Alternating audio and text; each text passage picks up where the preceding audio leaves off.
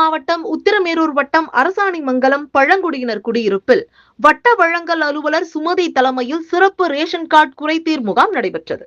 இந்த முகாமில் குடும்ப அட்டையில் பெயர் சேர்த்தல், பெயர் நீக்கம், முகவரி மாற்றம், புதிய குடும்ப அட்டை மற்றும் நகல் பெறுதல், கைபேசி எண் பதிவு மற்றும் மாற்றம் உள்ளிட்ட சேவைகளுக்கான மனுக்கள் பெறப்பட்டன.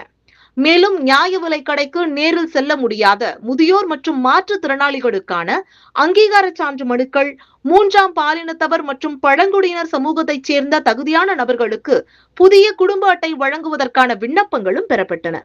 மொத்தம் 90 மனுக்கள் பெறப்பட்டதில் 60 மனுக்களுக்கு உடனடியாக தீர்வு காணப்பட்டது.